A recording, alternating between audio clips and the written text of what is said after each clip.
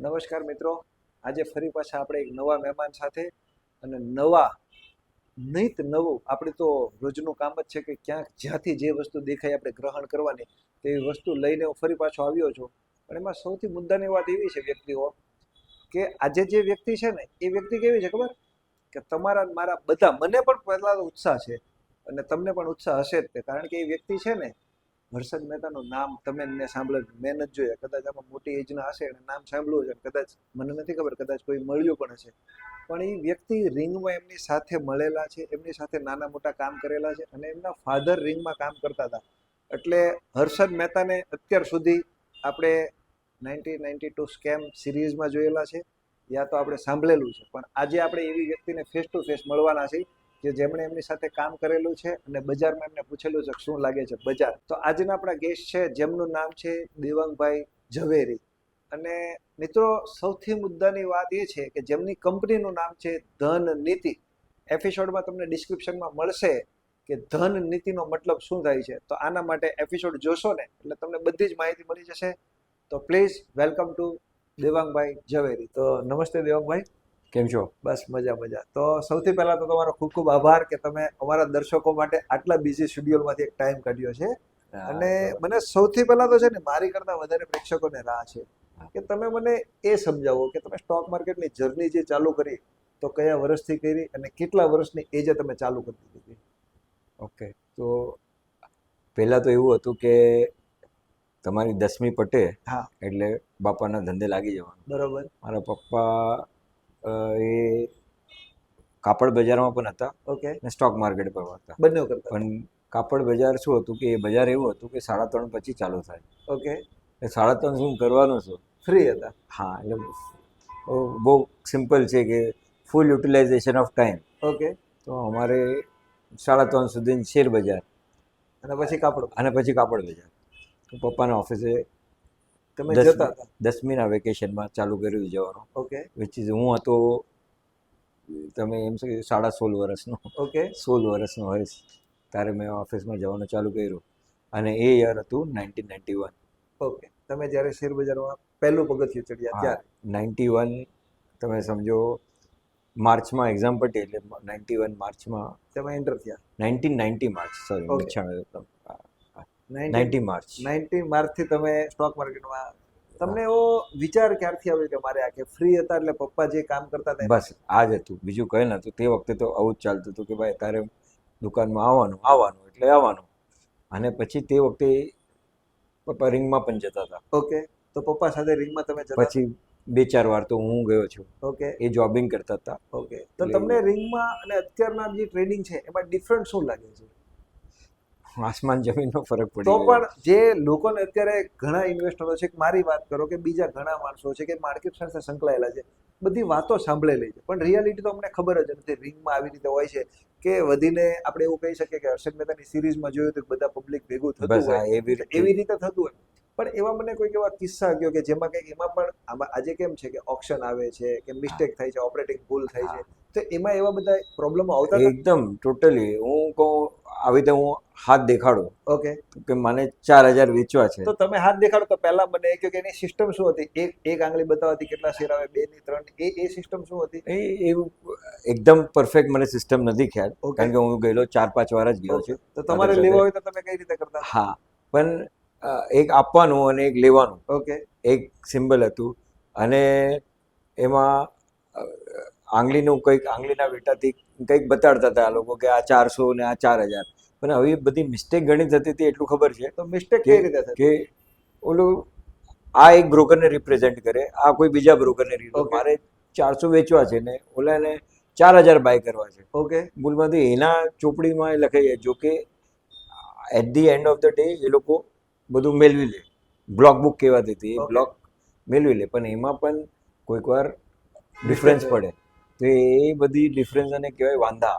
અચ્છા, તો એ વાંધાનું શું થાય? વાંધા એટલે પછી આ એક બ્રોકર બીજા બ્રોકર સાથે રિકન્સાઇલ કરે કે ભાઈ આ આવું થઈ ગયું પ્રોબ્લેમ છે, થયો છે. આ પ્રોબ્લેમ થયો છે.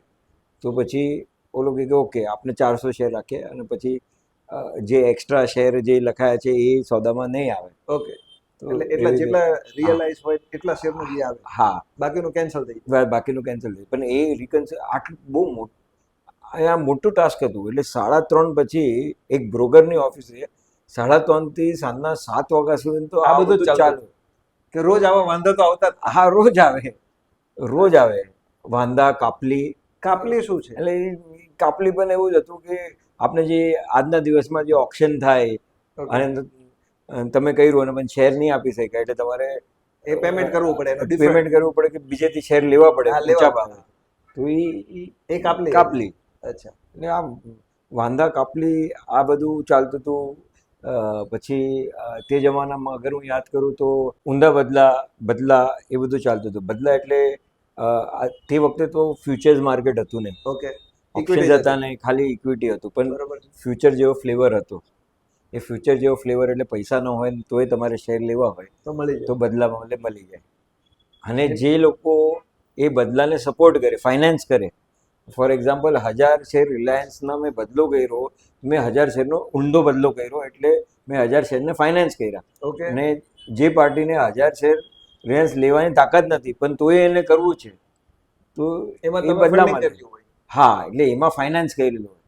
અને એ જમાનામાં ફાઇનાન્સના રેટ તમે સાંભળશો તો I mean, હું તો કહું કે એ જમાના અગર આજની તારીખે ચાલતો હોત તો હું એ જ કરતો હતો કોઈ બીજું આ બધું કરવાનું એમાં શું કરતો જ મળતું હતું ઇન્ટરેસ્ટ એમાં? 3 થી 3.5% શું સુધી વાત મળતા કરો? હતા 3 થી 3.5% મહિને ઓહ, તો મહિનાના 3 થી તો 36 થી 40% યરલી 36 ઇન્કમ હતી. 36 થી 40% ઇન્કમ હતી. કોઈ સમજનો માણસ હોય ને બીજું તો કરાય જ બીજું નહીં. કંઈ કરતા પણ જરૂર જ નથી. પણ તે વખતે લોકોને એટલી યુફોરિયા હતી કે જેનો પાર નથી કે લોભ વૃત્તિ કહો કે તમે શું કહો કઈ ખબર નથી. તો એમાં તો લોકો એ રેટે પણ પૈસા લઈ અને કામ કરતા હતા. કામ કરતા હતા. અને તમે સમજો પણ ત્યાં છે ને વ્યાજ દર તે વખતે 11-12% હતો 11-11.5%. બેન્કિંગ વ્યાજ દર. હા તો તો પણ બહુ સારું રિટર્ન કહેવાય કે એટલે હું તમને શું કહું કે રિટર્ન ઇઝ એટલું રિટર્ન મળતું હોય ને તો પછી આજે કંઈ બીજું આ કરવાની બધું જરૂર કરવાની નથી. જરૂર જ નથી. આપને અત્યારે સેટિસ્ફાઈડ છે મ્યુચ્યુઅલ ફંડ 16% 15-16% આપે એમાંથી ટેક્સ કાપીને આપને એમાં સેટિસ્ફાઈડ છે. ઓલા તો 36% તમને એકદમ આમ જ ચોખ્ખા ઘી જેવા ઊંધા બદલાવ મળતા હતા. મળતા હતા. હવે તમને જે આ રિંગમાં તમે જતા હતા અને તમારે હર્ષદ મહેતાની આમ તમે કેટલી વાર એની સામે ફેસ ટુ ફેસ મળવાનું? હું હર્ષદ મહેતાને રિંગમાં નથી મળ્યો. અમારે એક કનેક્શન હતું ઓકે. એક રિલેટિવ થ્રુ કનેક્શન Okay. હતું તો એની અંદર હું હર્ષદભાઈને મળેલો છું 3 થી 4 વાર મળેલો છું. એ તમે સમજો ને કે પપ્પાના કનેક્શન એમની ડોટર એમના ભાઈને આપેલી હતી એટલે અચ્છા, એટલે તમારે ફેમિલી રિલેશન પણ હતા. હા ફેમિલી રિલેશનને હિસાબે એમને 2-4 ફંક્શનોમાં મળેલો છું. ઓકે. અને એકાદ વાર એક ઓફિસમાં ગયેલો એમાં હર્ષદભાઈ હતા એવી રીતે એકવાર મહિલા છે તો એવું કદાચ કોઈ તમને યાદ હોય કે જે એ માણસમાં પણ એમની સાથે રૂબરૂ વાત કરી છે. અચ્છા, બરાબર. બજાર શું લાગે છે એમને શું પૂછ્યું વાત છે? તમે પૂછેલું છે હા, કે પૂછેલું છે. હર્ષદભાઈ બજાર શું લાગે છે? હા, તો બજાર શું ત્યારે એ લાગે શું છે? કહેતા હતા તમને? તો એ આમ જે લાગે પણ એ ફ્રેન્કલી સ્પીકિંગ આમ શાય હતા. ઓકે. એવા કોઈ આઉટવર્ડ એવા એક્સ્ટ્રોવર્ડ જેવા હતા ને હતા. શાય હતા. એ ખાલી એટલે એકદમ એમની સાઈડ સ્માઇલ હોય અને કે સારું લાગે છે વાંધો નથી. અચ્છા, એટલે બહુ શોર્ટ એન્ડ સ્વીટ આન્સર જ એકદમ શોર્ટ એન્ડ સ્વીટ. મને લાગે છે બધા બહુ પૂછતા હશે એટલે પણ જનરલી એમની પર્સનાલિટી એટલી એકદમ આઉટ એક્સ્ટ્રોવર્ટ જેવી જે દેખાતી લોકો નથી. ઇમેજ કરે છે જે પેલું હોય છે એવું ખરેખર નહોતું. તમને એવું લાગે છે કે એમની પર્સનાલિટી તમે જ્યાં સુધી એના પર્સનલ ટચમાં આવ્યો છો ત્યાં સુધી તમને આવું લાગે છે? હા કે મને લાગતું હતું એકદમ ઇન્ટ્રોવર્ટ પણ આમ જે લોકોને વિચારે એ વિચારી શકતા હતા એટલે એ તો હા, ક્રેડિટ બરોબર. આપવી પડે કે હા, જે 100%. એ ટાઈમે આ કંઈ કોઈ નાનો ખેલ વિચાર્યું નહોતું. કે જે લોકો વિચારી નહોતા શકતા એ એણે કરી બતાવ્યું. હા એટલે એ માણસની વિઝનને તો ક્રેડિટ આપવી જ પડે.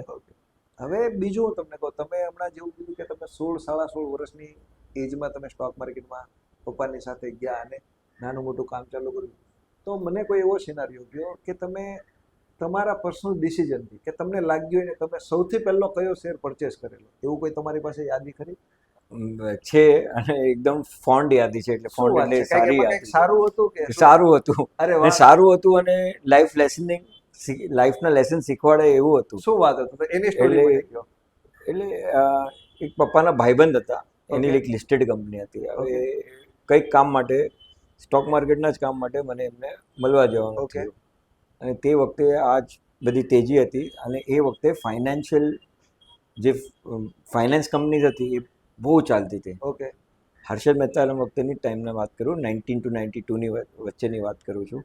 તો મને એ અંકલે મને કીધેલું કે, મેં એમને પૂછ્યું કે શું લાગે છે, એમ કે ફાઇનાન્શિયલ સર્વિસીસમાં સ્ટોક લે, સારું લાગ્યું. અત્યારે અપકમિંગ છે ઇન્ડસ્ટ્રી. એમને પાછું મેં પૂછ્યું કે એમાં કંઈક ટકોર કરો કે શું લેવું જોઈએ. અચ્છા. એમને વીબી દેસાઈ ફાઇનાન્શિયલ સર્વિસીસ કરીને એક કંપની હતી, વીબી દેસાઈએ કીધું. એના પડતા બોલ મેં ઝીલી લીધા તે કે વખતે, વીબી દેસાઈ તમે કોપી પેસ્ટ કરી દીધું. કોપી પેસ્ટ કરી દીધો. ફ્રેન્કલી એમાં મારું પોતાનું કોઈ ડિસિઝન કઈ જ કોઈ નહોતું, ખાલી decision આપણે કીધું તો તમે લઈ લીધું. અમે લઈ લીધું. અમે લઈ લીધું. 100 રૂપિયાની સ્ક્રિપ્ટ હતી, 900 રૂપિયામાં વેચેલી છે. અને એ 100 રૂપિયાથી 900 રૂપિયા જ્યાં સુધી તમે વેચી, એનો ડ્યુરેશન શું હતું? એનો ડ્યુરેશન માનસો ને 9 મહિના પણ નહોતો. શું વાત કરો છો? એટલે એક વર્ષમાં 900 ગણા પૈસા થઈ ગયા. એક વર્ષમાં 100 ના 900. શું વાત છે? હા. તો તમે જ્યારે એમ કહો છો કે તમે 1990-91 ની સમથિંગ તમે બજારમાં એન્ટર થયા, તો ત્યારે તો મને ખબર નથી, પણ જે હિસાબે મેં પાસ્ટ જોયું છે, તો ત્યારે તો બજાર એકદમ ટોપ ને બોટમ બહુ શોર્ટ ટાઈમમાં બંને બતાવેલું. તો હા. તમે જેવું કીધું કે 100 રૂપિયાના 900 રૂપિયા કર્યા, તો તમારી લાઈફમાં એવો કયો શેર કે જેમાં તમે બહુ ખરાબ રીતે દાજેલા પણ છો, કે તમે બહુ ફાસ્ટ ઉપર લેવાય ગયા, ફાસ્ટ નીચે પણ આવી ગયા, એવો કોઈ શેર એવા ખરો? ઘણા બધા હતા. આ અમને ખ્યાલ, પણ એમાં શું હતું કે ખ્યાલ હતું અમને કે અચ્છા. આમાં કઈ છે નહીં. માઝદા અને કર્ણાટક બોલ બેરિંગ બંને હતા મારી પાસે, અચ્છા. ને તો અમને એ જે ખ્યાલ હતો. હર્ષદભાઈની ખાસ સ્ક્રિપ્ટ છે એમાંની એક હતી એ. હા, બંને કર્ણાટક બોલ બેરિંગ અને માઝદા બંને ફેક્ટરીને તાલા હતા. ઓકે, ખાલી ચાલતી જ હતી. હા, પણ અમને ખ્યાલ હતો કે ભાઈ આ એક દિવસ તો કંઈક થશે. ધોકો આપવાનો જ છે. પણ આપણે છે કે ભાઈ આ ચાલી રહ્યો છે, તો ઓલું કહે ને હિન્દીમાં, બહેતી ગંગા મેં હાથ ધો લો, હાથ ધોને મેં ક્યાં બુરા હૈ. આપને ક્યાં રહી જઈએ, બધા કમાઈ રહ્યા છે, તો આપણે ખ્યાલ હતો. એટલે એ બધામાં એટલું એક છે કે પોઝિશન સાઇઝિંગ બહુ ઇમ્પોર્ટન્ટ છે માર્કેટમાં. એટલે આપણે અમુક જ પૈસા બહુ, તમે સમજો ને, હર્ટ નહીં થાય, તમે ભૂલી વાગે શકો નહીં, એટલું જ ભૂલી કરવાનું. શકે એટલું જ કરવાનું આ બધી ચીજોમાં. અને બીજું તમે જે કહો છો ને, એ વસ્તુ બહુ ઇમ્પોર્ટન્ટ છે કે સૌથી પહેલા તો તમારે છે ને રિસ્ક મેનેજમેન્ટ જરૂર છે, કે કેટલું કેપિટલ કયા સ્ટોકમાં લગાવવું ને, એ સૌથી પહેલું એ કેલ્ક્યુલેશન. પોઝિશન સાઇઝિંગ કહેવાય. પોઝિશન બજારની અગર તમે વાત કરતા હો તો position sizing, capital allocation, risk management, આ જ બધી ઇમ્પોર્ટન્ટ વાતો છે બજારની. અને તમારું સાયકોલોજીકલ મેનેજમેન્ટ, આ બધું આવડતું હોય તો પછી તમે બજાર. બાકી આજે છોકરાઓને ટેકનિકલ એનાલિસિસ, ફંડામેન્ટલ એનાલિસિસ આવડે છે, એમ બધું ખુલ્લું છે. બરાબર. તો પછી સેબી રિપોર્ટ નહીં લઈને આવતે, એ તો એફએનઓ નો રિપોર્ટ છે કે હા. 90% લોસ થાય છે, પણ તો એ નોર્મલ ટ્રેડર્સો પણ બધા સક્સેસફુલ નથી થતા. પરફેક્ટ છે. એ પણ પેશન્સ નથી, એક ટાઈમ એ હા. પણ છે. એટલે જો તમારે ડે ટ્રેડ, બે જુદી ચીજ છે. પેશન્સ તમારે ઇન્વેસ્ટિંગમાં રાખવી પડે. ઓકે. ઓકે. અને ટ્રેડિંગ કરવું હોય તો હું કહું ઇમ્પેશન્સ રાખવી પડે. તો બંને ભેગું હોય તો તમારું ચાલે. હા, કારણ કે હવે તમે તમે જે એમાં કહો છો- વધારે પેશન્સ ન રાખી શકો હા, ટ્રેડિંગમાં. બરોબર છે. એટ ધ સેમ ટાઈમ તમને એક ચીજ જે તમે પૂછી નથી, પણ તો હું તમને કહું છું કે એક ચીજ અગર કોઈ ટ્રેડરે શીખવી જોઈએ ને, તો એ લોસ લેતા શીખવું પડે એને. પેલા અચ્છા. હું લોસ લઈ લઉં, બસ. લોસ લેતા શીખી જાય ને જે માણસ, તો કોઈ ટેન્શન નથી. લોસમાં કોઈ પ્રોબ્લેમ નથી. અને પોતાની જે પણ મેથડ હોય, કે હું આરએસઆઈ ઉપર લઉં છું, જે બી અને એની કરો, પર લોસ લેતા શીખો. અને તમે પહેલાં લોસ લેતા શીખી જાઓ તમે, કે ભાઈ મને લોસ થશે તો મારી સાયકોલોજી કોઈ બગડશે નહીં. તમે loss is part of the game. ને આ ગેમની એક પાર્ટ જ છે, લોસ છે. હા, અને અરે અમારી પાસે સ્ટ્રેટેજીઓ એવી બધી છે જેમાં 10માંથી 7 લોસ થતા હોય, 3 જ પ્રોફિટ થતા હોય, તો એ ઓવરઓલ તમે પ્રોફિટમાં છો. એ 3 પણ તમને ઘણા એક્સ આપી જાય છે. કારણ કે જે તમે 1 રૂપિયો ગવાઓ છો 7 ટ્રેડમાં, જે તમે સ્ટોપ લોસ વાગે છે, તો 7 ટ્રેડમાં 7 રૂપિયા ગવાઓ છો, અને જે 3 ટ્રેડ છે એમાં હરેકમાં 3 રૂપિયા કમાવો છો. એટલે 9 રૂપિયા કમાયા, 7 રૂપિયા ગયા, તો એ 2 રૂપિયા બચ્યા. હા, બરોબર. આ સાયકોલોજી જ્યાં સુધી તમારે વાયર્ડ ના હોય ને તમારું મેન્ટલ વાયરિંગ કરવું પડે. આને બધું પ્રિપેર પ્લાનિંગથી હોવું જ જોઈએ તમારે. પ્રોબ્લેમ એ છે કે આપણે એ રીતે વાયર્ડ નથી હોતા. અચ્છા, એ મેઇન માઇનસ પોઈન્ટ એ છે. એટલે બધા ટ્રેડર નથી બની શકતા ને. આ ટ્રેડરની એક લીગ જ જુદી હોય છે. એ લીગ એટલે જુદી હોય છે કે એ લોકોનું મેન્ટલ વાયરિંગ જુદી રીતે જુદી રીતે કરેલું હોય. અને અગર નહીં હોય અને તમે ટ્રેડર બનવું છે તો પહેલા તમે એ કરો. એ રીતે વાયરિંગ કરી દો તમારું, તો જ થશે, નકર નહીં થાય. નહીં તો નહીં થાય. નહીં તો તમારે એ રીતેનું વાયરિંગ નહીં હોય કે ભાઈ લોસ થયો તો પહેલા લોસ લેતા શીખો. હા, બરોબર છે. લોસ વાંધો નહીં, લોસ લેશો તો તમારું આગળનું કામ થવાનું છે, પણ પહેલા તમે જેમ કીધું કે મેન્ટલી તમે તૈયાર થઈ જાઓ કે લોસ લેતા શીખી જાઓ. હા. સૌથી પહેલા તમારે પછી જે પણ સ્ટ્રેટેજી તમે વાપરો, ઓકે, એ સ્ટ્રેટેજી તમે વાપરી તો એમાં બીજું એક ઇમ્પોર્ટન્ટ ચીજ એ છે કે એ સ્ટ્રેટેજીને તમે નિષ્ઠાપૂર્ણ કરો. ફોર એક્ઝામ્પલ, તમે સુરતથી છો તો ઓલું વાપીનો ટોલ નાકો આવે કે કયો ટોલ નાકો આવે? હા, વાપી આવે છે. વાપી આવે ટોલ નાકો. તો જનરલી આપણે શું કરીએ, હું અહીંયા ક્યુમાં છું કે અમે બોમ્બેથી પૂના જતો હોય ને તો 2 કે 3 ટોલ નાકા આવે હા. એક્સપ્રેસ વે ઉપર. તો અહીંયા હોય ને અને ચોથો પાંચમો છું હું લાઈનમાં, અને મને પ્રોબ્લેમ એ થાય કે સાલું બાજુવાળી લાઈન હું Fast જોઈ રહે રાખું કે આ મારુતિ હતી અને આ મારુતિ પહેલા પહોંચી ગઈ ને હું હજી છઠ્ઠો છું.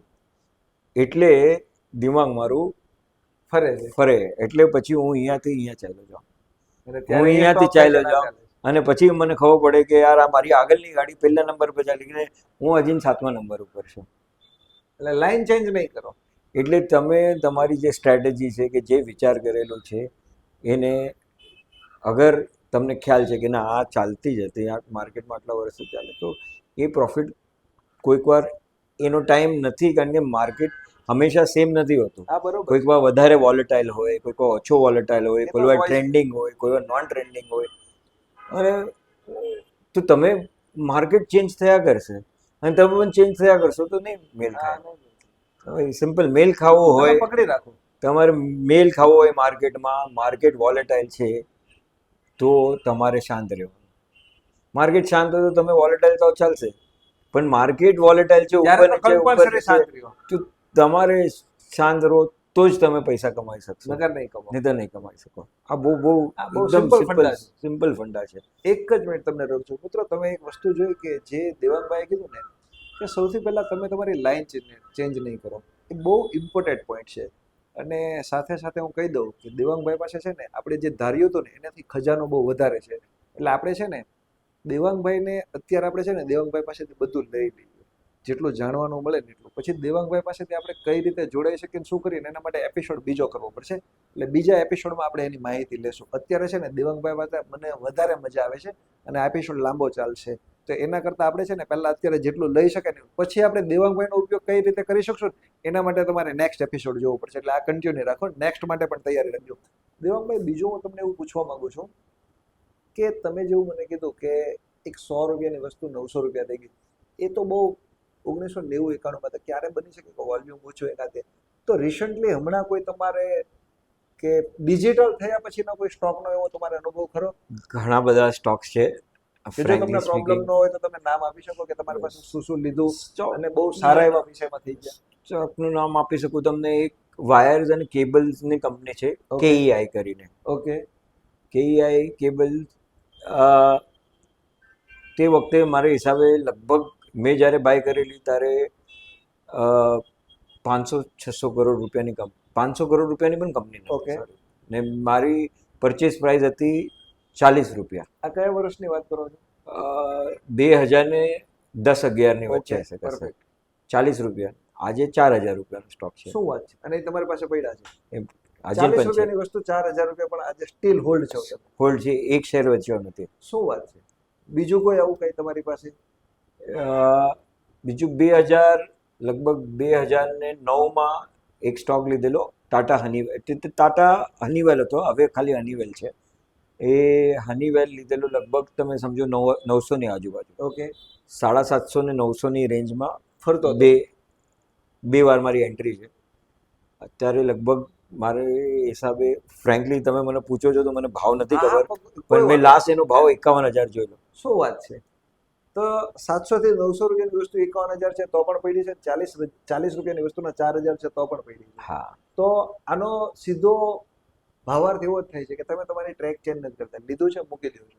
હા એટલે આ જે ટ્રેક વાળી વાત હતી ને એ ટ્રેડિંગ માટેની વાત હતી, ને આ જે વાત છે એ ઇન્વેસ્ટિંગની વાત છે. હવે ઇન્વેસ્ટિંગ ને પણ ઘણી વાર એવું થઈ જાય, તમે જે કહો છો લઈને મૂકી દેવાના હા. છે, તો હું તમને યાદ કરું, તમે જેવું એવું કહો છો કે 2009-10 ની આજુબાજુમાં છે, તો 7માં તો હું પણ કદાચ માર્કેટમાં ને આવી ફોર ગયો. એક્ઝામ્પલ હું તમને એક જ સેકન્ડ કોન્ટ્રાડિક્ટ હા. કરીશ કે હું રિલાયન્સ કમ્યુનિકેશન લઈને ભૂલી ગયો હોત, મારો સવાલ એ જ હતો, હા, તો પ્રોબ્લેમ થઈ હતી. તો ત્યારે એટલે શું કરવાનું? એટલે એવું નથી કે લઈને ભૂલી જવાના છે.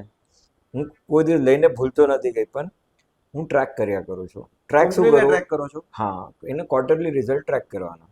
હવે હું જ્યારે એન્ટ્રી મારું ત્યારે એક મારા સ્ટોકને મને લાગે કે યાર 3 ક્વાર્ટર સુધી સારી રીતે કંપની પોતાના Grow ફંડને કરે છે. યુટિલાઇઝ કરી રહી છે. હવે તમે ખાલી ગ્રોથ જુઓ તો ગ્રોથ તો બહુ ઓબ્વિયસ છે કે સેલ્સ વધી રહ્યો છે અને પ્રોફિટ વધી રહ્યો છે. હું એનાથી 2-4 ચીજ વધારે જોઉં. ઓકે. એ 2-4 ચીજ વધારે જોઉં એટલે મારે એમ જોવાનું હોય કે જેટલું પૈસાનું ભંડોળ છે, ભંડોળ એટલે ઇક્વિટી છે નહીં, એટલે ઇક્વિટી શેર ઇસ્યુ કર્યા તે, અને કંપની પાસે જે રિઝર્વ છે એ એનું કેપિટલ છે, અને જે લોન લીધી છે, આ 3 મળીને કંપની પાસે આટલા પૈસા આવ્યા છે. હવે એનું યુટિલાઇઝેશન કેવી રીતે થાય છે, એક વાર નહીં, એક ક્વાર્ટર નહીં, એક વર્ષ નહીં, 2 વર્ષ, 3 વર્ષ. બહુ સિમ્પલ છે, બહુ સિમ્પલ ઇક્વેશન તમને કહું. જે કંપની ગ્રો થતી હોય અને આ જે એ લોકોનું જે ભંડોળ છે, જે પૈસા એને કમાયા છે કે વ્યાજે લીધા છે, એ એક રેટે કમ્પાઉન્ડ કરતી હોય, એટલે એક રિટર્ન આપતી હોય, અને પછી નેક્સ્ટ ક્વાર્ટરમાં પણ એ રિટર્ન આપતી હોય, અને પછી એક વર્ષ રહીને પણ એ રિટર્ન આપતી હોય, તો આઈ મીન દેટ ઇઝ એ જ મલ્ટીબેગર બની શકે. હું તમને એક ક્રોસ ક્વેશ્ચન કરું. ઓકે. TCS ઘણી બધી બાયબેક કરે છે. હા, નાની નાની કંપનીઓ.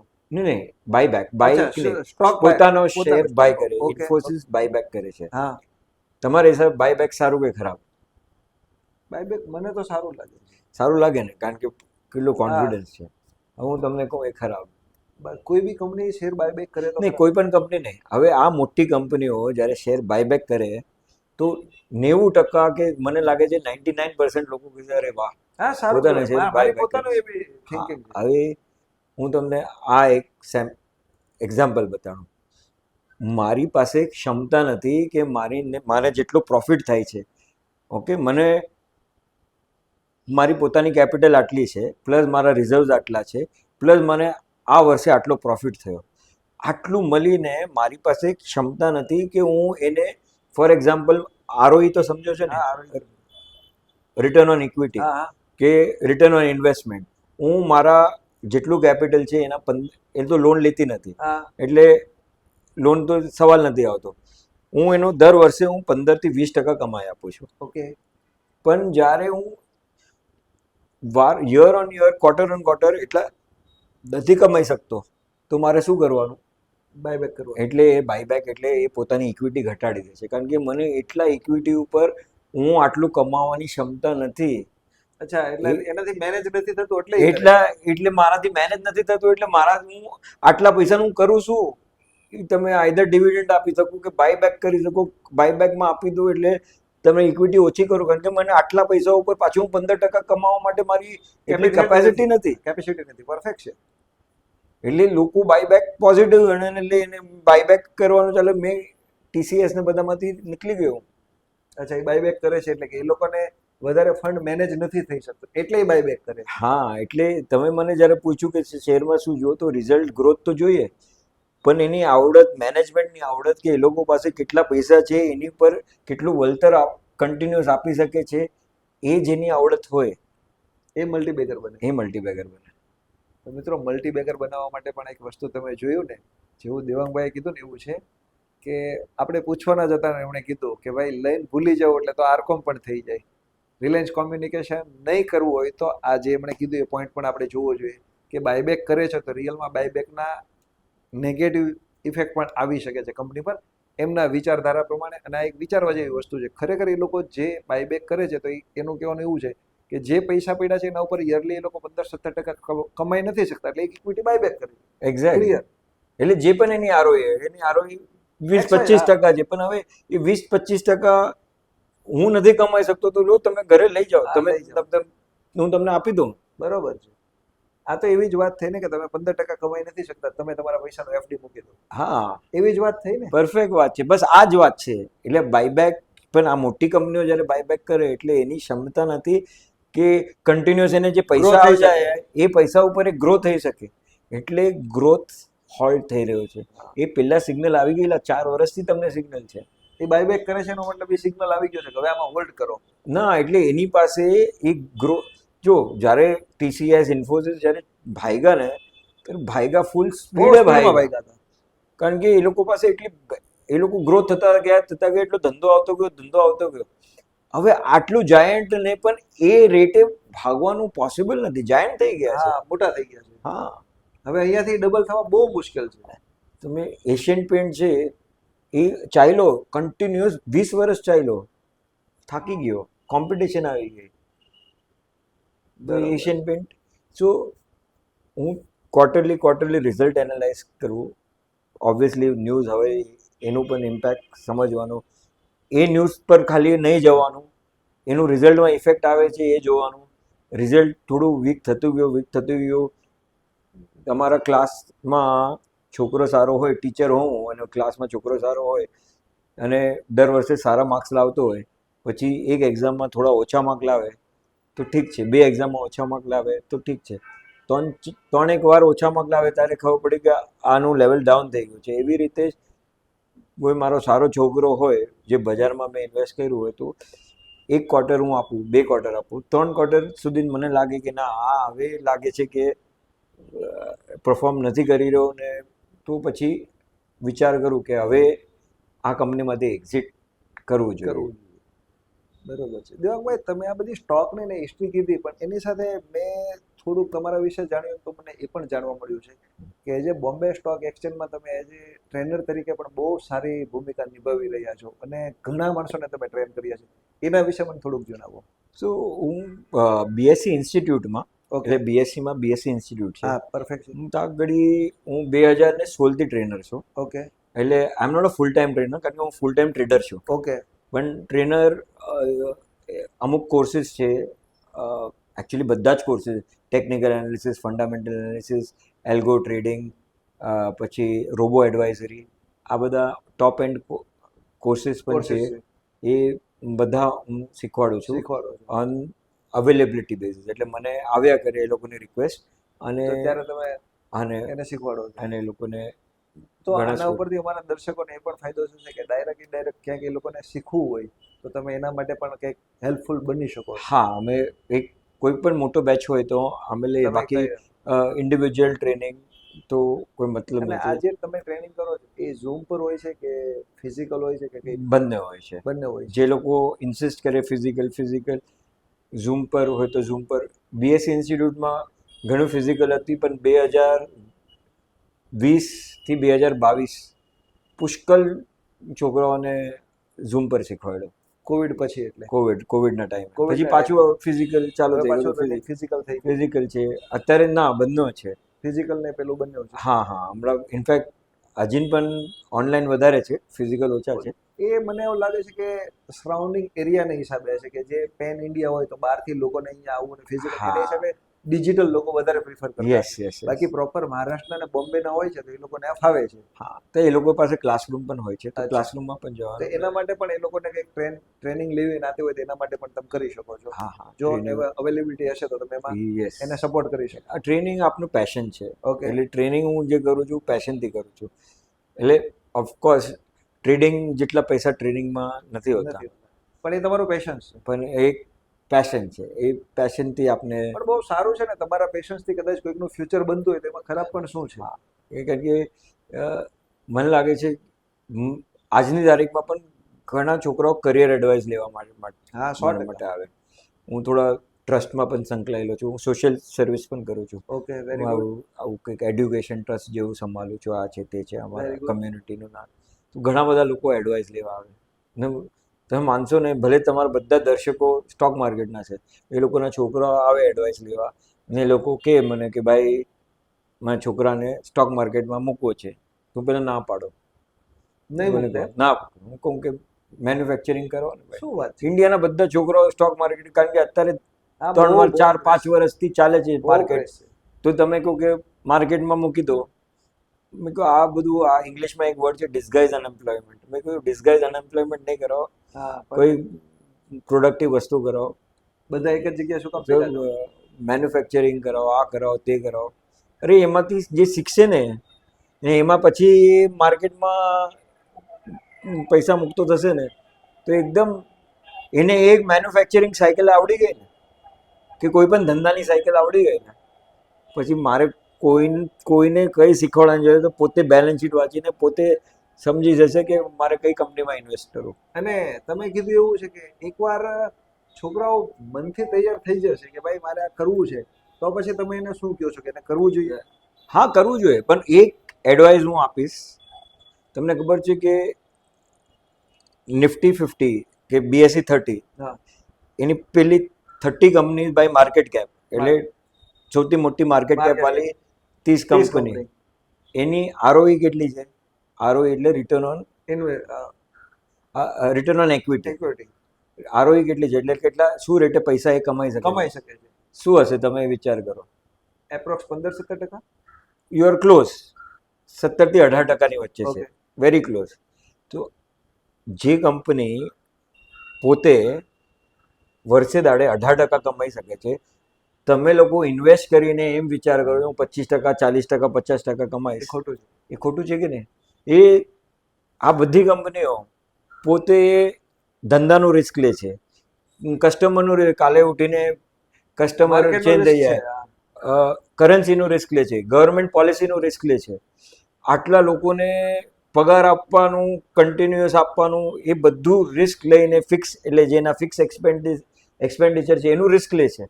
એ બધું રિસ્ક લઈને આટલું ટેન્શનનું વાતાવરણ પાલીને એ પોતે મૂડી ઉપર 17 થી 18% કમાઈ શકે તો છે, તમને 30 અને કેમ આપશે? તમે એની ઇન્વેસ્ટ કરીને તમને 25, 30, 40% કઈ રીતે કમાવા છે. મળશે?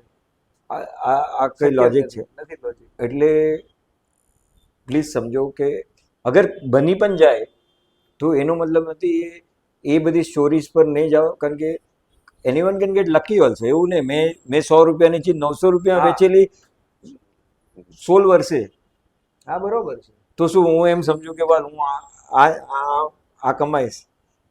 એના નેક્સ્ટ વર્ષે મારી અક્કલ ઠેકાણે આવી ગઈ કે ભાઈ આ હરચંદ મહેતાની ટાઈમે બધું જ ચાલતું હતું, you know money was chasing everything, એટલે બધું જ ચાલતું હતું. તમને કોઈ સમય એવો પણ વિચાર આવી ગયો કે ભાઈ આ બધું નહીં કરવું છે, માર્કેટમાંથી આઉટ થઈ જવું છે, એવો ક્યારેય વિચાર આવી?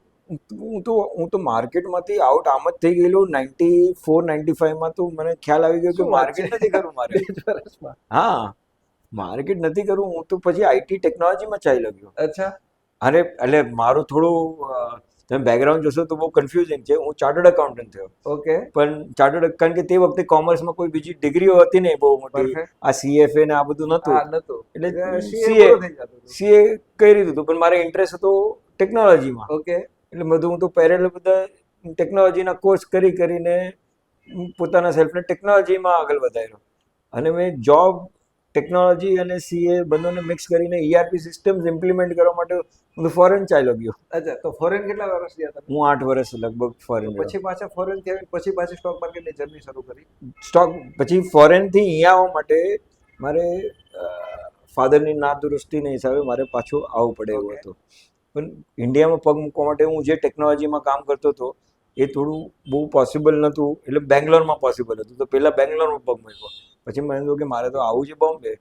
તો પછી એ એક બેંકમાં, મોટી બેંકમાં, ફોરેન બેંકમાં મેં ABN AMRO, ત્યાં ઘડી એવી રીતે ERP ઇમ્પ્લિમેન્ટેશન થતું હતું.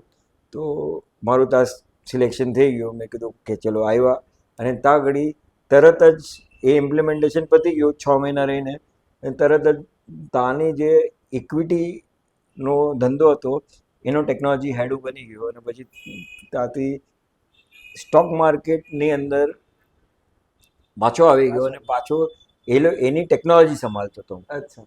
અને ફરી પાછી તમે એકથી પાછું ચાલુ કર્યું અને સ્ટોક માર્કેટ નહીં એટલે એટલે થોડું બહુ નાનું મોટું હતું પણ બહુ ખાસ નહોતું. ત્યારે પણ એટલું બધું નહોતું. પણ તે વખતે તો ટેકનોલોજી મને હું ટેકનોલોજી હેડ હતો એટલે ત્યાંની રિસર્ચ ટેકનોલોજી પણ મને બધી જ ખબર હતી કે ભાઈ આ શેનાથી રિસર્ચ થાય છે, કઈ આ છે રીતે તે કરે છે છે? બધું જ. એટલે ઓલો ઇન્ટરેસ્ટ પણ હતો અને અહીંયા મને એવા એ જ મળ્યું. સર્કમસ્ટાન્સીસ મળી ગયા તો બરોબર છે. તો ઘણો આભાર તમારો. જેવી રીતે તો દર્શક મિત્રો, દેવાંગભાઈનો આજે આપણે ઘણો ટાઈમ લીધો અને ફરી એકવાર કહું છું કે આ સાહેબને એમની જર્ની વિશે અને જાણવા જેવી માહિતી તો ઘણી આપી, પણ હવે એમનાથી આપણને શું લાભ થઈ શકે અને આપણે એનાથી કઈ વસ્તુમાં આગળ જવું હોય તો કયો હેલ્પ લઈ શકીએ ને એની જાણકારી જોતી હોય ને તો તમારે આનો પાર્ટ 2 જોવો પડશે. તો શોર્ટ ટાઈમમાં તમને આનો પાર્ટ 2 મળી જશે. દેવાંગભાઈ ધન્યવાદ અને પાર્ટ 2 માટે Thank ફરી you. આપણે મળશું ને It's my honor. Okay, thank you. Thank you.